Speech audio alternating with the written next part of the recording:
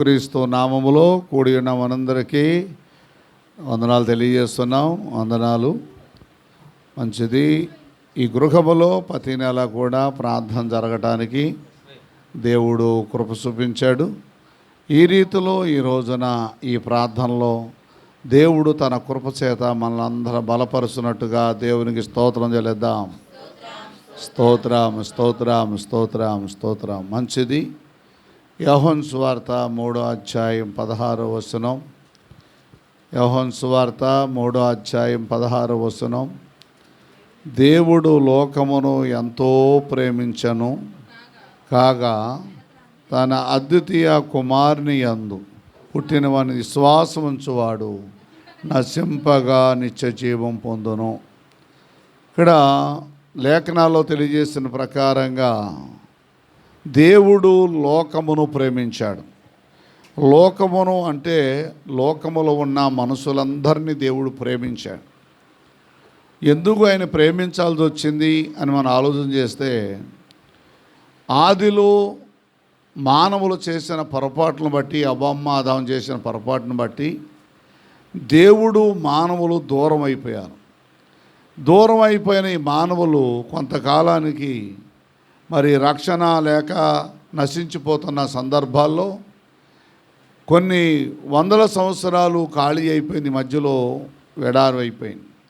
అలాంటి పరిస్థితుల్లో దేవుడు మరలా ఈ అవ్వమ్మ ఆదాము చేసిన పొరపాటుకి వీళ్ళందరినీ నరకంలో పడేయటం మంచిది కాదని, వారికి పుట్టిన మనందరినీ మనం తెలియక, మనకు తెలియదు కనుక ఆ పాపం ఏదో వాళ్ళు చేసింది మనకు తెలియదు కనుక వారి పాపం అందరి మీద మోపకుండా అందరినీ రక్షించాలని దేవుడే ఈ లోకానికి యేసు ప్రభును పంపించాడు. ఈ యేసు ప్రభు అంటే తన కుమారుడు ఎందుకయ్యాడంటే, శరీరాన్ని దాల్చుకోవడం ద్వారా కుమారుడు అయ్యాడు. కానీ శరీరాన్ని దాల్చకపోతే యేసు ప్రభులో ఉన్న ఆత్మ దేవుని ఆత్మ. శరీరాన్ని దాల్చుకున్న ద్వారా కుమారుడయ్యాడు. ఆయన దేవుడు. దేవుడు లోకాన్ని ఎందుకు ప్రేమించి ఈ లోకాన్ని ఎందుకు పంపించాడంటే, తన కుమారుని యందు ఎవరైతే విశ్వాసం ఉంచుతారో, తన కుమారుని యొక్క మరణమును ఎవరైతే గుర్తు చేసుకుంటారో, ఆయన జన్మ మరణ పునరుద్ధానాన్ని ఎవరు జ్ఞాపం చేసుకొని తన కుమారుని యందు ఎవరైతే విశ్వాసం ఉంచుతారో వారిని నశింపకుండా కాపాడాలనే ఉద్దేశం అయింది. యేసుక్రీస్తుని ఎవరైతే కొలుస్తారో, యేసుక్రీస్తు అయితే వెంబడిస్తారో, యేసుక్రీస్తు నా కోసం మరణించాడు, నా కోసం ప్రాణవర్పించాడు, రక్తాన్ని కార్చాడని ఎవరైతే నమ్ముతారో వారిని మాత్రమే, యేసునందు విశ్వాసం ఉంచిన వారిని అందరినీ కూడా వారి నరకంలో పడేకోకుండా కాపాడాలని క్రీస్తుని ఈ లోకానికి పంపించాడు. ఆయన ఈ లోకానికి వచ్చి వెళ్ళిపోతే రక్షణ లేదు. ఆయన మానవుడిగా ఈ లోకానికి వచ్చి మానవ అవతరించి మన కొరకు ప్రాణాన్ని అర్పించి రక్తాన్ని ధారపోసి మరణించి తిరిగి లేచి పునరుద్ధానుడై వెళ్ళాడు. ఇప్పుడు మనం పరలోక రాజ్యానికి వెళ్ళాలి అంటే, తండ్రి దగ్గరికి వెళ్ళాలంటే మనం కుమారుని యందు విశ్వాసము ఉంచాలి. ఈ కుమారుడే గాన యేసు ప్రభువే గాన భూలోకానికి రాకపోతే మనకు తండ్రి ఎవరో మనకెవరికి తెలిసేది కాదు. యేసుక్రీస్తు భూలోకానికి రావటం ద్వారా తండ్రి ఉన్నాడన్న సంగతి మనకు తెలిసింది. యేసు ప్రభు భూలోకానికి వచ్చిన తర్వాత పరలోక రాజ్యం ఉందని తెలిసింది. యేసు ప్రభు రాకపోతే ఈ పరలోక రాజ్యం ఉందని తెలిసేది కాదు, పాతాళం ఉందని తెలిసేది కాదు, దేవుడు ఎవరో తెలిసేది కాదు. ఇలాగే మన జీవితం పెరగటం, పెద్దవాళ్ళు అయిపోవటం, చనిపోవటం, నరకానికి వెళ్ళిపోవటం జరిగేది. ఇలాంటి నరకం ఈ అవ్వమ్మ ఆదాము చేసిన పాపం ఈ మనుషులందరి మీద మోపకుండా ఆ పాపాన్ని తన కుమారుడి మీద మోపాడు. ఈ ప్రజలు చేసిన పాపాలన్నీ ప్రజల మీద వేయాల్సింది కాకుండా, ప్రజలు పాపం చేసి వాళ్ళు నరకానికి వెళ్ళకోకుండా ఈ పాపాలన్నీ కూడా దేవుడు తన కుమారుడి మీద వేశాడు. కొరింథీ రాసిన పత్రికలో ఉంటుంది 5వ అధ్యాయం 21వ వచనంలో, ఆయన ఏ పాపం చేయలేదు కానీ అందరూ పాపం ఆయన మీద వేశారు. అందుకని ఆయన పాపము లేని ఆయన ప్రజలకు ఎలా కనిపిస్తున్నాడు? పాపాహారంలో కనిపిస్తున్నాడు. అందువల్ల యేసుక్రీస్తు మనం చేసిన పాపాలన్నీ ఆయన మోసి మన అపరాధాల బదులుగా ఆయన బలియాగం అయిపోయాడు కనుక ఇప్పుడు మనం యేసుక్రీస్తునందు ఎవరైతే విశ్వాసం ఉంచుతామో వాళ్ళెవ్వరూ నశించరు. యేసుక్రీస్తునందు ఉన్న వారి విశ్వాసాన్ని బట్టి, యేసుక్రీస్తుని మనం నమ్మిన దాన్ని బట్టి ఎవరూ నశించరు, ఎవరూ నరకానికి వెళ్ళరు. ప్రతి వ్యక్తి కూడా దేవుని రాజ్యానికి వెళ్తానికి అవకాశం ఉంది. కారణం ఏంటంటే యేసుక్రీస్తునందు ఉన్న వారికి ఏ శిక్షయు లేదు, ఏ విధమైన శిక్ష లేదు. ఆయన నా పాపాలు నీ పాపాలు ఆయన బలియాగం అయిపోయాడు. మొన్న మీరు విన్నారు కదా వాక్యం. అంటే తొలిగా పుట్టిన ఆ గొర్రెలను కానీ మేకలను కానీ ఏదైనా సరే తీసుకొచ్చి ఎవరికి ఇవ్వాలి? యాజకులకు ఇవ్వాలి. యాజకులకు ఇవ్వాలి. యాజకుడికి ఇస్తే ఆ పాప సమర్పణ నిమిత్తం ఏం చేస్తాడు యాజకుడు? ఆ గొర్రెని బలి చేస్తాడు. బలి చేసి ఆ రక్తాన్ని చిమిర్చి ఆ అతి పరిశుద్ధ స్థలంలో చిమిర్చిన తర్వాత ఆ రక్తాన్ని తీసుకొచ్చి వాళ్ళ మీద చిమురుతాడు. అప్పుడు వాళ్ళ పాప సమర్పణ వచ్చింది అని గుర్తింపు. ఇప్పుడు ఈ గొర్రెలు అయితే మానవుడు చేసిన పాపానికి గొర్రెలు అనుభవించడం కాకుండా మానవుడికి బదులు దేవుడే మానవుడిగా వచ్చేసి మన పాపాల బదులుగా బలి అయిపోయాడు. అక్కడ మాట ఉంటుంది, గాడిద అంటే మనిషికి సాదృశ్యం. నీ ఇంటిలో పుట్టిన గాడిదే కానీ ఏ గాడిదైనా సరే అది బలికి పనికిరాదు. ఒకవేళ దానికి బదులు గొర్రెనిస్తే సరే ఇవ్వబోదు దాన్ని తీసుకెళ్ళి ఏం చేయాలంట? మెడను విడిసి చంపేయాలి. అలాగా దేవుడు మెడను విడిసి మనల్ని చంపడానికి ఇష్టం లేక తన కుమారుణ్ణి ఈ లోకాన్ని పంపించి మనకు బదులు తన కుమారుడు బలైపోయాడు. అందుకనే ఇక్కడ అంటాడు, దేవుడు లోకమును ప్రేమించాడు, తన కుమారుని యందు ఎవరైతే విశ్వాసం ఉంచుతారో వారెవ్వరూ నశించరు. కనుక విశ్వాసం ఉంచు ప్రతివాడు నశింపగా నిత్యజీవం పొందునని నీతో చెప్తున్నాను. దేవునికి స్తోత్రం. అపోస్తలుడైన పౌలు 5వ అధ్యాయం రోమీయులకు రాసిన పత్రిక 5:8 మాట అంటాడు, అయితే దేవుడు మన ఎడల తన ప్రేమను వెల్లడపరుస్తున్నాడు. ఎట్లనగా మనం ఇంకనూ పాపులమై ఉండగా క్రీస్తు మన కొరకు చనిపోయాడు. అంటే నీతిమంతుల కోసం చనిపోలే ఆయన. నీతిమంతుడు భూలోకంలో లేడు, నీతిమంతుడు లేడు, ఒక్కడును లేడు. అందరూ పాపులే. పాపం అనేది అందరి మీద దాడి చేసింది, పాపము అనేది అందరికీ వచ్చేసింది. కానీ పౌలు అంటాడు, ఒకప్పుడు ఈ పౌలు ఎలాంటి వాడంటే ధర్మశాస్త్రమే గొప్పది కానీ యేసు ప్రభు దేవుడు అంటే ఊరుకునేవాడు కాదు. దేవుడు కుమారుడన్నా ఊరుకోననే సిద్ధాంతం సౌలుది. సౌలు ఏమంటారంటే బైబిల్లో రోమిల రాసిన మధ్యలో ఏమన్నాడు ఇక్కడ? ఆయన అయితే దేవుడు మన ఎడల తన ప్రేమను వెల్లడపరుస్తున్నాడు. ప్రేమను వెల్లడపరిచాడు అంటే దేవుడు తన ప్రేమను మన మీద వెల్లడపరిచాడు.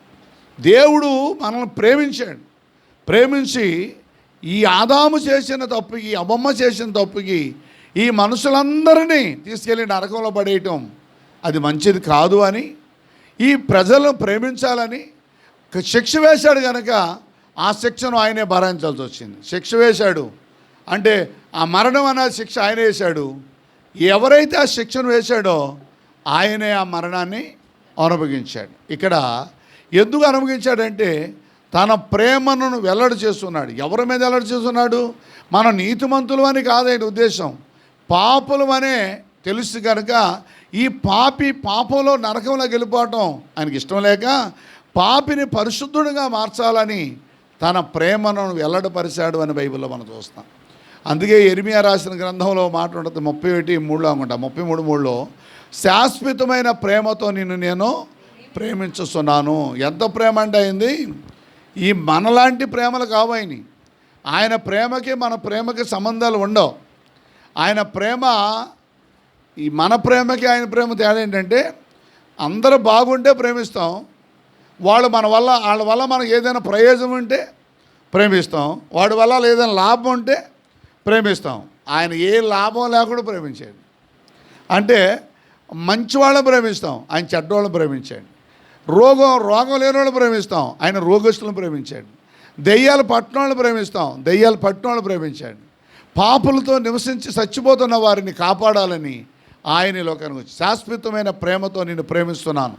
ఆయన ఎంత ప్రేమించాడు అంటే, ఎప్పుడు ప్రేమించాడు అంటే, యిర్మీయా గ్రంథంలో అంటాడు 1:5 ఇగో నువ్వు పుట్టకముందే నేను ప్రేమించాను, ప్రతిష్ఠించుకున్నాను.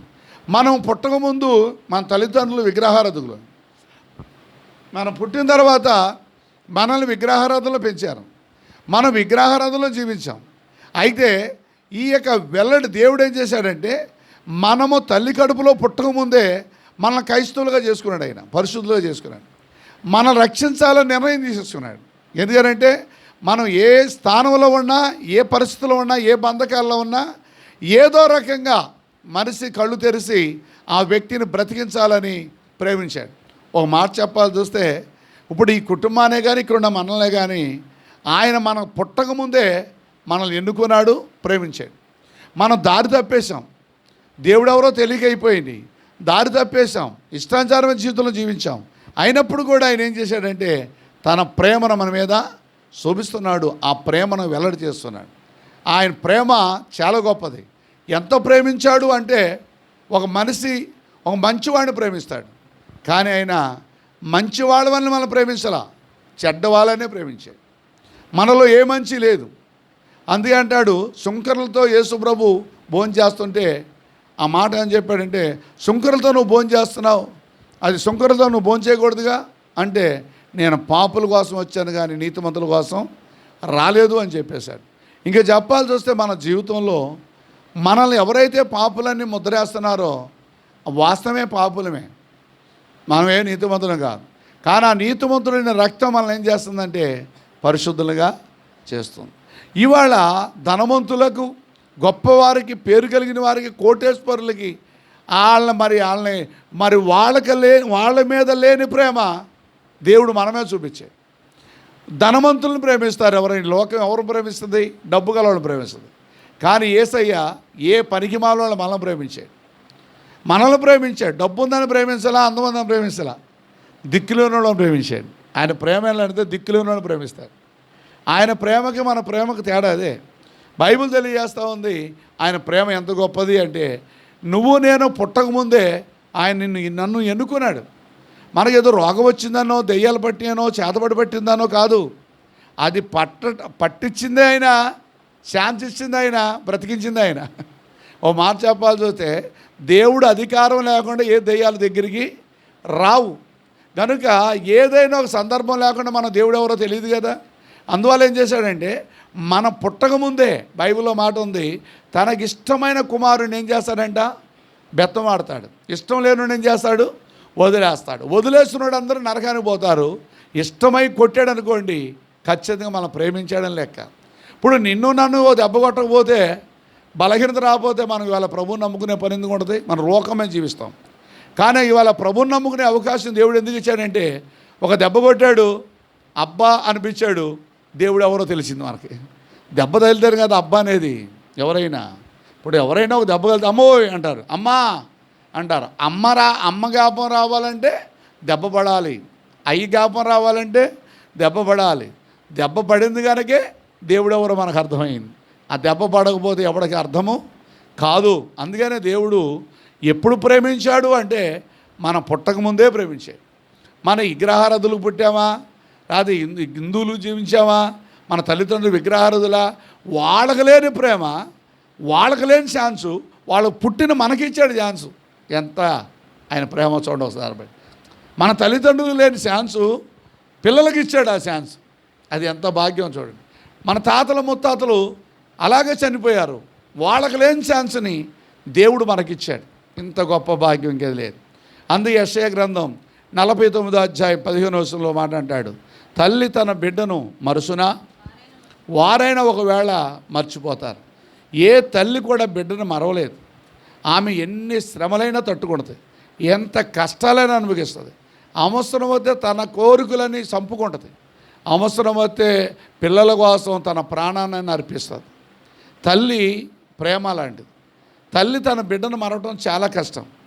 బిడ్డలు పాడైతే తల్లి తట్టుకోలేదు, కానీ తల్లినా తండ్రి అయినా కష్టాలకు గురైపోతారు, కానీ పిల్లల్ని మాత్రం కష్టాలకి గురి చేయరు. ఆ పిల్లలు తట్టుకుంటే ఏదన్నా జరుగుతుందంటే తట్టుకోలేని పరిస్థితులు కూడా వస్తాయి. అలాంటి పరిస్థితి ఏ తల్లి అయినా ఏ బిడ్డనైనా చేతులారా చంపుకోదు. చేతులారా బిడ్డల జీవితాలను నాశనం చేయరు. కనుక దేవుడు తల్లి తన బిడ్డను మరుచునా వాళ్ళైనా మర్చిపోతారేమో, కానీ నేను నిన్ను మరవను. మామూలు ఛాన్స్ కాదు. ఆయన ఎంత ప్రేమ అంటే తల్లి కనీసం 6 నెలలు ఎంత ఇదిగా చూసుకుంటుందో, ఆ పిల్ల పెరిగేటప్పుడు ఆయన ముఖము వంకర వస్తేమో చూసుకుంటుంది. ఎవరైనా పట్టుకుంటే ఇక పడిపోతాడేమో, చిన్నప్పుడు దొలుతాడేమో, ఆయన పట్టుకుంటాడు, ఎవడైనా తీసుకుపోతాడేమో, ఎన్ని రకాల పరిస్థితులు. నేను ఇందాక మా మనవాళ్ళిద్దరిని, అరే మీరు అక్కడ ఉండరా మార్కెట్లో, నేను వెళ్ళి బాబాయ్ దిగిపోతానన్న. ఈ మధ్యలో పట్టుకుపోతారు, ఎవరైనా వచ్చి అంటున్నారు. పట్టుకెళ్ళిపోతారుగా, 3 మంది వస్తున్నారు, పిల్లలు పట్టుకెళ్ళిపోతున్నారు. కానీ ఏం పట్టుకెళ్ళరు, మీరు అక్కడ ఉండండి, నేను వెళ్ళి బాబాయ్ని దింపొచ్చేసేతానన్న. పల్లెవాడు పట్టుకెళ్ళిపోతున్నారు, మొత్తం మంది తీసుకెళ్ళిపోతున్నారు పిల్లలు. పట్టుకెళ్ళిపోతే మీరు ఈ పక్కన వాళ్ళు ఎవరికైనా చెప్పండి రా అన్న. వాళ్ళు చెప్పేపాటికి వాళ్ళు వెళ్ళి పోలీస్ స్టేషన్కి వచ్చేపాటి మీకున్నంత స్పీడ్ వాళ్ళు చేయగలుగుతారు పక్కన వాళ్ళు. కారణం ఏంటంటే ఆ తాతలకి ఆ తల్లిదండ్రులకి ఆ ప్రేమ బయటోడికి రాదు. ఎవడో బాధపడితే నాకెందుకు అనుకుంటాడు. తల్లి అయితే ఏం చేద్దాయి, మీద పడిపోదు. కారణం ఏంటంటే బైబిల్లో రాజుల గ్రంథంలో 2 తల్లులు మనం చెప్తూ ఉంటాం అప్పుడప్పుడు. 2 పిల్లలకి అన్నారు, కానీ ఒక పిల్లని చంపుకుంది చేతులు. అంటే చంపాలని చంపడం కదా, ఏదో నిద్రలో మీద పడింది, చచ్చిపోయాడు. చంపుకుంది, కానీ ఏం చేయాలో అర్థం కాక ఆ పిల్లోని మార్చుకుంది. రాజు దగ్గరకు వచ్చింది. వస్తే బతుకున్న పిల్లోడు నా పిల్లోడు, బతుకున్న నా పిల్లోడు అని 2 గొడవ పడుతున్నారు. సరే మొత్తానికి ఈ పౌలు సొలొమోను ఎట్టైనా సరే రహస్యం బయటపడాలి, తల్లి ప్రేమ తెలియాలని ఏం చేశాడంటే, కత్తి తీసుకురండి, 2 ముక్కలు చేసి ఎరుకో మొక్కిస్తానంటే, తల్లి వెంటనే ఆ పిల్లోని చంపబోతా ఉంటుంటే ఆ కన్న తల్లి, ఆ కన్న కడుపు, ఆ పేగు వెంటనే అడ్డుపడిపోయింది, కత్తికి అడ్డుపడిపోయింది. రాజా వద్దు, ఈ పిల్లోని ఆమెకి ఇచ్చేసేయండి. ఇప్పుడు చంపేసి 2 ముక్కలు చేసి ఈడు చచ్చిపోతాడు కదా, ఆమెకి ఇచ్చేసేయండి, ఆమె దగ్గర పెరుగుతాడు.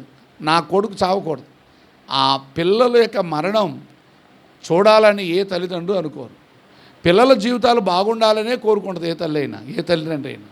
కానీ ఇక్కడ బైబిల్ తెలియజేస్తూ ఉందంటే వాళ్ళు మరవరు, కానీ ఏది మర్చిపించేద్ది మనల్ని, తల్లిదండ్రులను ఎట్ట మర్చిపోతారు, మరణం ద్వారా మర్చిపోతారు. నాకు 11 సంవత్సరాల వయసులో మా అమ్మ చచ్చిపోయింది. మా అమ్మ నన్ను మర్చిపోద్దా? ఆమె కడుపు తినకోకుండా మాకు పెట్టేది, ఆమె తినేది కాదు, మాకు పెట్టేది. మేము చూస్తాకి వాళ్ళ అవకాశం ఉందా? లేదు. అయితే మా అమ్మని నన్ను ఎవరు ఏర్బంధం చేశారు? మరణం వేరు చేసింది. అంటే చచ్చిపోయిన తర్వాత నా కొడుకులు ఇలాగ ఉన్నారు పెడంలో, రాత్రి ఇట్లా బాధపడుతున్నారు నాకు తెలుసా? తెలియదు. కారణం ఏంటంటే ఏ రోజైతే మరణిస్తుందో ఆ రోజుతోనే పిల్లలకి తల్లికి ఇడిబంధం అయిపోతుంది అన్నమాట. మరణం దూరం చేసేస్తుంది. అలాగే ఏ తల్లి కూడా మరవదు, కానీ మరణం మాత్రం వేరు చేసేస్తుంది. మరణం అన్నది వేరు చేసేస్తుంది, ఎవరినైనా వేరు చేసేస్తుంది. ఇది మాత్రం వాస్తవం. తల్లి తన బిడ్డను మరుసునా వాళ్ళైనా మర్చిపోవచ్చు, కానీ నేను నిన్ను మరవను అంటూ మళ్ళీ ఏమంటాడు, నా అరచేతుల్లో నిన్ను చెక్కాను. ఎక్కడ చెక్కాడంట? మనల్ని ముందే చెక్కాడు. నిజంగా మనల్ని మంచిగా చెక్కాడు. మాట చెప్పాల్సి వస్తుంది. కొంతమందికి కాళ్ళు లేవు, కొంతమందికి 2 కళ్ళు లేవు, కొంతమందికి 2 చేతులు లేవు, కొంతమందికి చెవుడు, కొంతమందికి కళ్ళు లేవు, కొంతమందికి కాళ్ళు లేవు, కొంతమందికి లేవు. ఈ అవయవాలన్నింటిని కూడా ఈ చెక్కేటప్పుడు కానీ ఆ చిత్రి పట్టేటప్పుడు గబాలు తెగిందంటే కాలు ఇరిగిపోయినట్టే. కానీ తల్లి కడుపులో ఉండగానే మనల్ని ఏం చేశాడు? ఆయన చెక్కాడు, అంతే. మనకు అన్నీ ఇచ్చాడు. మనం ఎంత గొప్ప అదృష్టవంతులు, రాదే దేవుడు మనల్ని ఎంతగా ప్రేమించాడంటే తల్లి కడుపులో ఉండగానే కాళ్ళు చేతులు తలకాయ మొత్తం కూడా స్టడీ చేశాడు మనల్ని. అంత ప్రేమ. ఈ రోజున అన్నీ ఉన్నాయి, మనకి అన్నీ ఇచ్చాడంటే ఇది అదృష్టం. కాళ్ళు లేనివాడి దగ్గరికి వెళ్ళండి, నా బ్రతుకు ఎవడికి రాకూడదు అంటాడు. కళ్ళు లేనివాడి దగ్గరికి వెళ్ళండి, చెప్పండి ఇలాంటి జీవితం ఎవడికి రాకూడదు అంటాడు. కానీ దేవుడు మనకు అన్నీ ఇచ్చాడు. ఎలా చెక్కాడంటే ఆయన చక్కగా మనల్ని చెక్కాడు. ఈ లేకపోతే అన్నీ ఉంటేనే మనల్ని ఎవడు లెక్క చేయట్లా, అన్నీ ఉంటేనే లెక్క చేయరు. ఒక్కోసారి కాళ్ళు లేకపోతే లెక్క చేస్తారా? కళ్ళు లేకపోతే లెక్క చేస్తారా? తీసి ఎప్పుడో మూలన పడేస్తారు. కానీ దేవుడు మనకు అన్ని అవకాశాలు ఇచ్చాడు. ఎంతగా ప్రేమించాడు అంటే, ఒకటి తల్లి కడుపులోంచి తీశాడు, తల్లి మరిసినా నేను మరవనన్నాడు, నా అరచేతుల్లో నిన్ను చెక్కుతానన్నాడు, చెక్కాడు కూడా, మంచిగా చెక్కాడు. అన్నిటికంటే ఇంకోటి ఏంటి తెలుసా, మన పాపాలన్నీ ఆయన కుమారుడి మీద వేసేసాడు. ఎంతగా ప్రేమించాడు అంటే, దీన్ని బట్టి మనం ఏమర్థం చేసుకోవాలంటే, ఈ పాపాన్ని తప్పించుకోవాలని కొంతమంది మానవులు ఎన్నో ప్రయాసపడుతున్నారు. ఈ పాపం నుండి విడుదల పొందాలని ఎన్నో ప్రయత్నాలు చేస్తున్నారు. ఏ ప్రయత్నం లేకుండా సింపుల్గా దేవుడు మన పాపాలు క్షమించేశాడు. అంటే ఏ ప్రయత్నాలు అక్కర్లే, పానాసనం అక్కర్లేదు, మోకాళ్ళ మీద నడవక్కర్లేదు, ఏయ్యో చేయక్కర్లా. దేవుడే తానే ఈ లోకానికి వచ్చి మన పాపాల బలి అయిపోయాడు. యేసు ప్రభు నా కోసం మరణించాడు అని ఒప్పుకుంటే చాలు, మన పాపాలన్నీ విడుదల పొందినట్టే. ఈ పాపాలను పోగొట్టుకుంటాం, లక్షల కోట్లు పెట్టినా సరే పాపాలు పోవు. కానీ ఉచితంగా మన పాపాలు దేవుడు తొలగించి మనల్ని పరిశుద్ధులుగా చేసేసాడు. ఎంతకంటే ఎవరు ప్రేమిస్తారు చెప్పండి? ఆయన ప్రేమ ఎంత గొప్పది. ఇంకా చెప్పాల్సి వస్తే ఎన్నోసార్లు మనకు దెయ్యాల చేత, శాతుబల చేత, రోగాల చేత మరణానికి దగ్గర వెళ్ళిపోయి బంధువులకు, బిడ్డలకు, అందరికీ దూరం అయిపోయిన పరిస్థితులు ఎన్ని వచ్చినాయి. దాని నుండి కూడా తప్పించాడు. కుటుంబాన్ని వాళ్ళందరూ కలిసి ఉన్నారంటే ఆయన దేవుని కృపాది. కుటుంబం అంతా కలిసి ఉందంటే, భార్య పిల్లల కుటుంబం అంతా కూడా కలిసి ఉందంటే, కొన్ని కుటుంబాలు చూడండి, ఒకరుంటే ఒకరు ఉండరు, పరిస్థితులు తారుమారు. ఇవాళ మన కుటుంబాలను కూడా అందరినీ చక్కబెట్టాడంటే ఆయన మన అంతగా ప్రేమించాడు కనుక ఆ ప్రేమను మనం అర్థం చేసుకుంటే మంచిది. ఆ ప్రేమను చూడండి, ఒకసారి ప్రేమను అర్థం చేసుకోకపోతే దాని వెనకాల ప్రమాదం కూడా ఉండదు. కనుక దేవుడు మనల్ని ఎంతగా ప్రేమించాడంటే, కులాన్ని చూసో, అందాన్ని చూసో, డబ్బును చూసో ప్రేమించాల. కానీ మనల్ని మాత్రం తల్లి కడుపులో ఉండగానే ప్రేమించాడంటే ఆయన ఎంత గొప్ప దేవుడు. మన కోసం బలి అయిపోయాడంటే ఆయన ఎంత గొప్ప దేవుడు. ఇంతకంటే ప్రేమ ఎక్కడున్నది? ఆ ప్రేమను అర్థం చేసుకోకపోతే మనంత మూర్ఖులు ఇంకెవరు లేరు. యేసయ్య ప్రేమను అర్థం చేసుకోలేదంటే మనలో జ్ఞానం లేదు అని అర్థం. ఆయన ప్రేమ ఎంత విలువైందో ఆ ప్రేమను అర్థం చేసుకుంటే నిజంగా మనం యేసుప్రభు ఒడిలో ఉండటానికి అవకాశం ఉంది. అందరూ కూడా ఆయన ఉద్దేశం ఏంటంటే, మనకి ఒకలంటే నచ్చుద్ది, ఒకలంటే నచ్చదు, ఒకలంటే నచ్చుద్ది, ఒకలంటే నచ్చదు. కానీ యేసయ్య కూడా అలా చేసే లెక్కలైతే మన జీవితాలు ఫట్ అయిపోయాయి. దేవుడికి నువ్వు బాగున్నావా బాగోలేదా, నువ్వు ఎక్కువ తక్కువ, పేదోడవా గొప్పోడువా, అవన్నీ అనవసరం. ఆయన నిన్ను పూర్తిగా ప్రేమించాడు కనుకే ఈ రోజున యేసుప్రభు చేతిలోకి వచ్చాం మనం. ఆయన ప్రేమించకపోతే నువ్వెన్నిసార్లు చర్చికి రమ్మన్నా ఎవరు రారు. దేవుడు ప్రేమించాడు కనుక ఆ చర్చిలోకి మనం వెళ్ళాం, ప్రభువుని నమ్ముకున్నాం, దేవుని బిడ్డలుగా మారాం. ఈ రోజున ఇక్కడ ఉన్నంతకాలం సుఖము, కష్టాలు ఇవన్నీ కూడా ఉంటాయి. దీని తర్వాత ఉన్న రాజ్యమే గొప్ప రాజ్యం. ఆ రాజ్యంలోనికి మనం చేర్చాలని ఆయన మనల్ని ఎంతగా ప్రేమించాడు. ఒకవేళ యేసుప్రభుని ఎరగకుండా, మారు మనసు లేకుండా, రక్షణ అనుభవం లేకుండా ఒకవేళ చచ్చిపోయినట్టుగా అయితే ఆ రోజుల్లో ఇప్పుడు ఎక్కడుండేవాళ్ళం? మండుతున్న అగ్ని. దాన్ని కూడా దేవుడు ఏం చేశాడు? మనం తప్పిస్తున్నాడు. దేవునికి స్తోత్రం. యోహాను సువార్త 3:36 కుమారుని యందు విశ్వాసం ఉంచువాడు నిత్యజీవం గలవాడు, కుమారుడికి విధేయుడు కానివాడు ఆ జీవము చూడడు, దేవుని ఉగ్రత అతని మీద నిలిచి ఉంది. ఇక్కడ అంటాడు, కుమారుని యందు విశ్వాసం ఉంచువాడు నిత్యజీవం గలవాడు. కుమారుని యందు అంటే యేసుక్రీస్తునందు ఒకవేళ విశ్వాసం ఉంచలేదనుకోండి, ఆడంట ఇంతవరకే రెడీగా ఉంది ఉగ్రత అంటాడు. ఇక్కడ దేవుని కుమారుని విధేయత కానివాడు జీవము చూడడు, కానీ దేవుని ఉగ్రత అతని మీద ఉంది. ఇప్పుడు దీంట్లో 2 పాయింట్లు మనకు అర్థమవుతున్నాయి. ఆయన ప్రేమ ఎంత గొప్ప ప్రేమ అన్నది మనకు అర్థమైపోయింది. ఆయన అంత ప్రేమతో తన కుమారుడిని శరీరాకారంలో పంపించి మన కోసం బలి చేసేసాడు. తన రక్తం, తన కుమారుడి రక్తం భూమి మీద చిందించేశాడు. అంతగా మనం ప్రేమిస్తే యేసయ్య ప్రేమను అర్థం చేసుకోలేకపోతే మీరు ఒకటి అర్థం చేసుకోండి. ఇప్పుడు నేనున్నాను, మా పిల్లలు ఉన్నారు, వారిని నేను చిన్నప్పటి నుంచి ఏదో రకంగా పెంచుకొచ్చాం, తల్లిదండ్రులుగా పెంచుకొచ్చాం. వాళ్ళు పెద్దోళ్ళు అయిన తర్వాత పెంచావలేరా అన్నారనుకోండి, పెంచిన దానికి విశ్వాసం ఉండదు. నువ్వు ఏం పెంచేది, నువ్వు ఎవడు పెంచమన్నాడు అన్నాడు అనుకోండి, అది గుండె బయలుపోత తప్ప రెండేది ఏమి లేదు. అంటే నా తండ్రి నన్ను ఇలా పెంచకపోతే నా జీవితం ఇలా ఉండేది కాదు అని తన కుమారుడు అనుకుంటే తన తండ్రి విలువ కుమారుడు తెలుస్తుంది. అంతేగాని ఎవడు పెంచమన్నాడంటే దాన్ని పోయినట్టే, చరిత్ర పోయినట్టే. అలాగే దేవుడు మనకి అధికమైన ప్రేమ చూపాడు. మనము కూడా ఆయన ప్రేమను అర్థం చేసుకుంటే భాగ్యవంతులు అవుతాం, దేవుని రాజ్యానికి వారసులు అవుతాం. ఒకవేళ అసలు ఆయన వినాల్సిందేంటి, అసలు ఆయన మాట ఎవడేమో అన్నాడు, యేసు ప్రభు మాట నేను వినను, యేసు ప్రభుతో నాకు సంబంధం లేదు, అసలు అక్కర్లేదు అని ఒకవేళ ఆయన ప్రేమను అర్థం చేసుకోకుండా తన కుమారుడి మీద మనం తిరగబడ్డాం అనుకోండి, ఏం జరుగుతుందంట? యోహాను సువార్త చూస్తున్నారా? 3:36 ఏమన్నాడు చూడండి. తన కుమారుని ప్రేమించి తన కుమారుని పంపించాడు, తన కుమారుని యందు మన విశ్వాసం లేదనుకో ఏం జరుగుతుంది? ఇప్పుడు జీవము చూడడు, దేవుని ఉగ్రత ఆ వ్యక్తి మీద నిలబడిపోతుంది. అబ్బా ఏం చెప్పాలి ఇంకా. ఇప్పుడు పిల్లలు ఉన్నారు, ప్రేమను అర్థం చేసుకునే సరే, అది అర్థం చేసుకోకుండా ఆ తిరుగుబాటు చేస్తే దానికి విలువ దానికి తెలియదు. అలాగే ఇక్కడ అంటున్నాడు, నా కుమారుడి ద్వారా మీకు రక్షణ ఉంది, నా కుమారుడి ద్వారా మీకు రక్షణ ఉంది, నా కుమారుడి మీద మీరు విశ్వాసం ఉంచండి.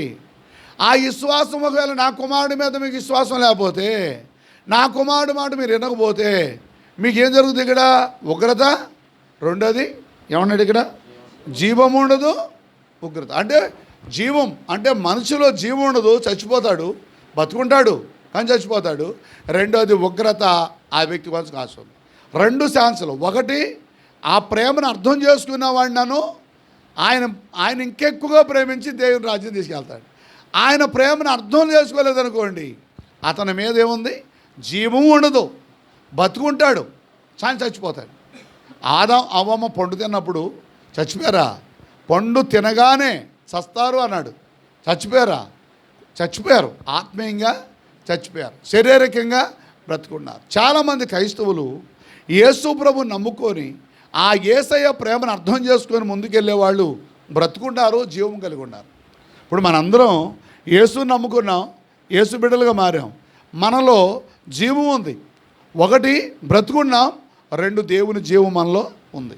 ఒకవేళ తన కుమారుని అని విశ్వాసం ఉంచితే ఆయన నా కోసం మరణించాడు, నా పాపాలను భరించాడు, నా శాపం ఆయన మోసాడు, కానీ ఆయన మాట నేను వినాలి, ఆయన ఆజ్ఞకి నేను లోపడాలి, ఆయన చెప్పింది నేను చేయాలని అనుకున్నావా? నీలో జీవం ఉంది, దేవుని రాజ్యం ఉంది. ఆయన మాట నేను నిండేదేంటి అంటే, మీరు చెబుతున్నా, ఒక హిందువులే కాదు క్రైస్తవులు కూడా దేవుని మాట ధిక్కరించడం అంటే ఏంటి? ఆయన చెప్పిన మనం చేయకపోవడమే ధిక్కరించడం అంటే ఎల్లవయ్యా నీ మాట ఏమిటంటే అది కాదు, పలానా పని చేయమన్నాడు, చేయలేదనుకో ధిక్కరించినట్టు. యేసు ప్రభు ఉపమానం చెప్పాడు, అరే పనిలోకి వెళ్ళరా అని చిన్నోడు చెప్పాడు, వెళ్తానన్నాడు, పెద్దోడు తిరిగి వచ్చాడు, అరే పనిలోకి రారా అన్నాడు, నేను రానన్నాడు, వెళ్ళాడు. ఇప్పుడు ఏంటి? ఇప్పుడు ఇద్దరు ఎవరు గొప్ప? వెళ్తానన్నవాడు వెళ్ళనన్నవాడు వెళ్ళాడు. ఇక్కడ ఏం చెప్పాలంటే, మన హిందువుల కోసం ప్రార్థన చేయాలి, హిందువుల కోసం కష్టపడాలి, ఉపవాసాలు ఉండాలి. వాళ్ళు వాక్యం ద్వారా మారరు, ప్రార్థన ద్వారా మారుతారు. కానీ ఇప్పుడు ప్రార్థన ద్వారా మారిన వాళ్ళు ఉన్నారు చూసారా, వాళ్ళని కాపాడుకోవడానికి దేవుని వాక్యం చాలా అవసరం. వాళ్ళని కాపాడుకుంటాయి. ఎవరిని కాపాడుకుంటాయి? నిలబడిన వాడు పడిపోకుండా కాపాడుకుంటాయి. ఇప్పుడు ఏమన్నాడంటే, నా కుమారుని యందు విశ్వాసం ఉంచాడా, మిమ్మల్ని ఎంత ప్రేమించానో నేను, నా కుమారుడు కూడా మిమ్మల్ని ప్రేమించాడు. నా కుమారుడి యొక్క ప్రేమను మీరు అర్థం చేసుకున్నారా? దైవరాజ్యంలో మీరు నా దగ్గర ఉంటారు. ఒకవేళ నా కుమారుడు మాట వినలేదా, ఇంతకుముందే మీ జీవం పోయింది. ఎవరు పోయింది జీవం?